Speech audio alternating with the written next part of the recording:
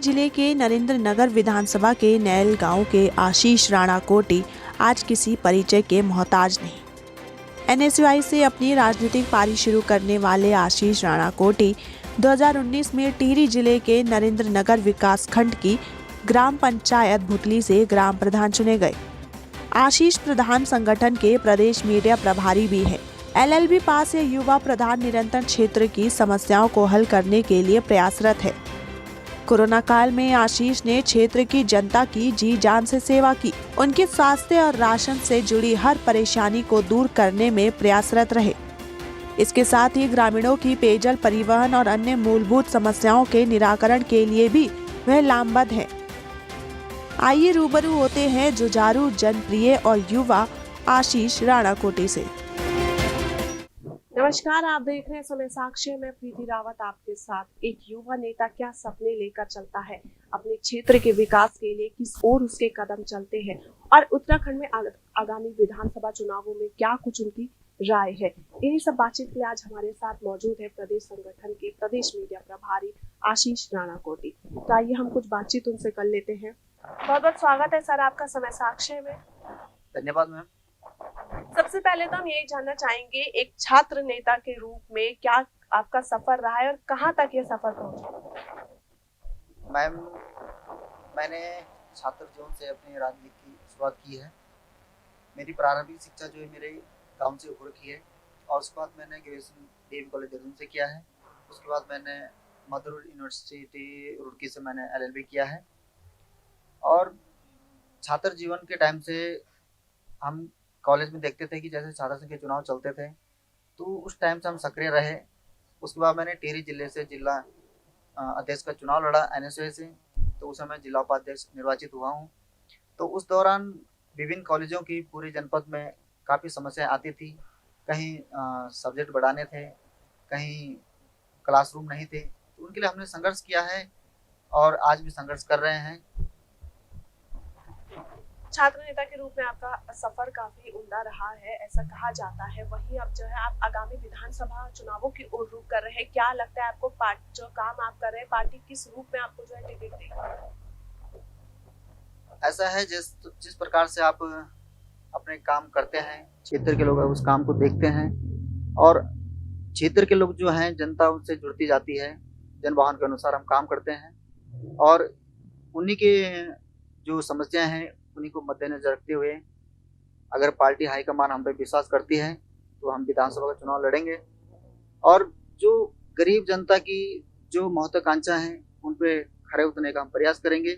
और मैं विश्वास करता हूँ, सबको विश्वास दिलाता हूँ कि हम भी एक गरीब घर से हैं और हमने सारी समस्याएं देखी हैं, मूलभूत समस्या हमें मालूम है, उनके लिए हम काम करेंगे और उनकी उम्मीदों पर जो है खरे उतरने की कोशिश करेंगे। क्षेत्र में आप लगातार भ्रमण करते होंगे, ऐसे में लोगों की जो समस्या आपके सामने आती होंगी, कई प्रकार की समस्या होंगी। क्या कुछ ऐसी समस्याएं हैं जिससे लोग जो है आजकल ज्यादा परेशान हैं? आजकल तो ग्रामीण क्षेत्र में सबसे बड़ी समस्या है हॉस्पिटलों की, स्कूलों की बड़ी समस्या है। उससे ज्यादा समस्या हमारे यहाँ जंगली जानवरों की है। हमारे यहाँ स्कूल तो हैं लेकिन उसमें शिक्षक नहीं है, अच्छी शिक्षक नहीं है, उसमें कहीं सब्जेक्ट नहीं है। अस्पताल तो बने हुए हैं लेकिन उसमें डॉक्टर नहीं है। हमारे ग्रामीण क्षेत्र में बड़े बड़े हॉस्पिटल बन रखे हैं लेकिन उसमें एक मलहम पट्टी लगाने के लिए डॉक्टर भी मौजूद नहीं है, जो बड़ी विडंबना है। छोटी मोटी कोई समस्या ग्रामीण क्षेत्र में होती है तो उनको देहरादून, ऋषिकेश के लिए रेफर करना पड़ता है और यहाँ कर भी उन्हें जो है पर्याप्त जो सुविधा होती है वो नहीं मिल पाती है। तो आगामी विधानसभा चुनावों की आप तैयारी कर रहे हैं, क्या कुछ मुद्दे लेकर आप जनता के बीच जाएंगे कि जनता आप पर विश्वास दिखाएगी? आज की डेट में तो सबसे बड़ा मुद्दा है बेरोजगारी का। बेरोजगारी हमारे प्रदेश में चरम पर है, युवाओं के साथ खिलवाड़ हो रहा है। जिस हिसाब से सरकारें आई हैं उन्होंने बहुत सारे ऐसे मुद्दे रखे हैं जनता के बीच में कि जनता उसमें भयभीत हुई है, जनता ने उन पर विश्वास किया है और सत्ता में आने के बाद उन्होंने एक भी काम करने का कोई प्रयास नहीं किया है। जिस प्रकार से आज प्रदेश में हर विभाग से लोग बेरोजगार हैं, ग्रामीण के युवा धरना प्रदर्शन के लिए मजबूर हैं। इन्हीं समस्याओं को देखते हुए अगर हमें मौका मिलता है तो उनकी समस्याओं के अनुरूप हम योजना बनाएंगे और उन्हें स्वरोजगार और रोजगार से जोड़ने का कोशिश करेंगे। आपको लगता नहीं है, क्योंकि जो राज्य बने लगभग कई वर्ष हो गए हैं, लेकिन अभी भी जो समस्याएं वह एक जैसी हैं, बेरोजगारी, पलायन, स्वास्थ्य सुविधाएं, क्या आपको लगता नहीं कि कई जो हर बार चुनाव आते हैं नेता लोग यही सब बातें बोल के फिर से जनता के बीच पहुंचते हैं, लेकिन हाल जो है वही रहते हैं, पहले जैसे कोई अलग बदलाव नहीं। आप क्या करेंगे फिर अगर आपको ये मौका दिया जाता है? अभी तक प्रदेश में हुआ ऐसा है, क्योंकि एक लगातार 2 बार किसी की सरकार नहीं बनी है, हर बार सत्ता परिवर्तन हुआ है, और जिस कारण आज जो है प्रदेश में बेरोजगारी चरम पर है।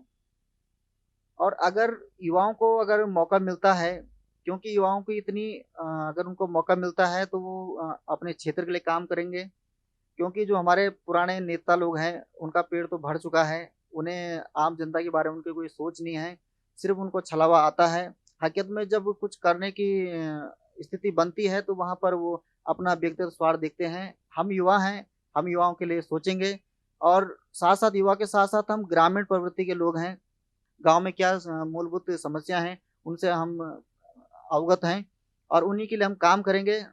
एक क्षेत्र से जब चुनाव आते हैं तो एक क्षेत्र से कई प्रत्याशी खड़े होते हैं आगामी चुनावों के लिए, तो आपको क्या लगता है कि कितनी बार क्या इस बार जो है पार्टी युवाओं पर भरोसा दिखाएगी? क्योंकि पहले देखा जाए तो वह प्रत्याशी ज्यादा रहते हैं जो पहले से ही कई बार चुनाव लड़े हो, चुनाव हारे हो, जीते हो, और इस बार क्या युवाओं पर एक भरोसा रहेगा? बिल्कुल, युवाओं पे तो भरोसा करना पड़ेगा, और हमारी पार्टी युवाओं पर विश्वास करती है, और मुझे उम्मीद है कि मेरे कामों को देखते हुए पार्टी मुझ पर विश्वास करेगी। अगर कहीं भी 19 और 20 होती तो हम जिसको भी पार्टी टिकट देगी हम उसके साथ कंधा से कंधा मिलाकर पार्टी की यहाँ पे सरकार बनाने के लिए हम काम करेंगे, और सरकार बनने के बाद हम उन युवाओं के लिए काम करेंगे, उन योजनाओं को बनाने का हम काम करेंगे, जिससे हमारा जो आज बेरोजगार सड़कों पर है वो उसको कहीं रोजगार मिल सके। चलिए, कार्यक्रम के अंत की ओर हमें आखिरी सवाल मैं आपसे पूछ लेती हूँ। आगामी विधानसभा 2022 के चुनावों में अब काफी कम समय रह गया है, ऐसे में जनता, जो दर्शक आपको देख रहे हैं, उनको क्या आप संदेश देना चाहेंगे? मैं अपनी विधानसभा और तमाम उत्तराखंड की जनता से ये कहना चाहूँगा, एक अपील करना चाहूँगा कि अब चुनाव का समय है।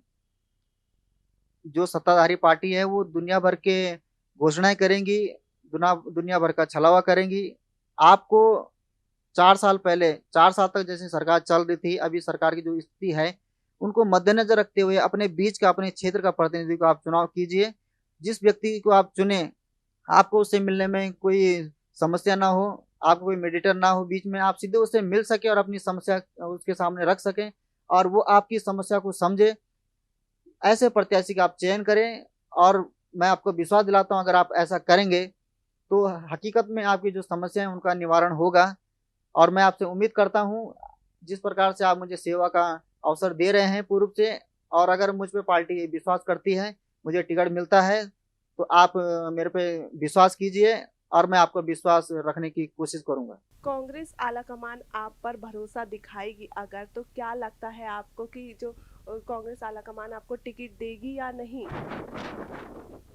हम पार्टी के जो आलाकमान का जो निर्देश होता है, प्रदेश संगठन का जो निर्देश होता है, हमारा यूथ कांग्रेस का या एनएसयूआई का या मेन कांग्रेस का, उस रूपरेखा को हम क्षेत्र में उसके लिए काम करते हैं।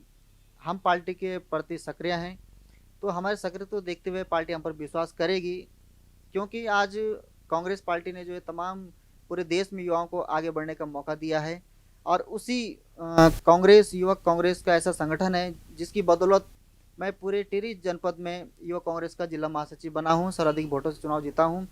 तो ये अकेले मेरी मेहनत नहीं है, मेरे युवा साथियों की मेहनत है, और मुझे एक प्लेटफॉर्म मिला यूथ कांग्रेस, जिस कारण मैं आज जिला महासचिव बना हूं, और उसी की बदौलत मैं आज प्रदेश प्रधान संगठन का मीडिया प्रभारी भी हूं।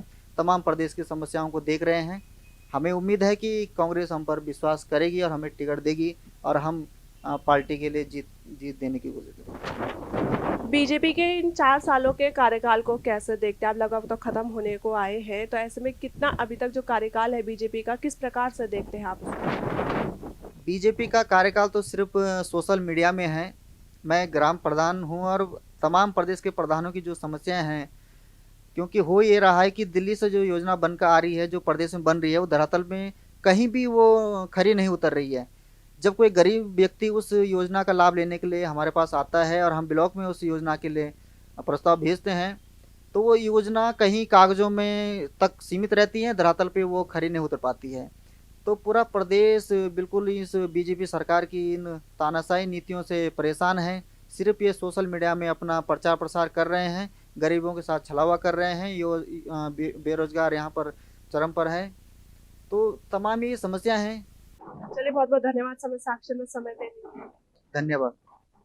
यह था हमारे साथ युवा नेता आशीष राणा कोटे। अब पार्टी आलाकमान युवाओं पर भरोसा दिखाएगी या नहीं, है तो आने वाला वक्त ही बताएगा, और आगामी विधानसभा चुनावों में क्या नतीजा होगा यह भी वक्त ही दिखाएगा।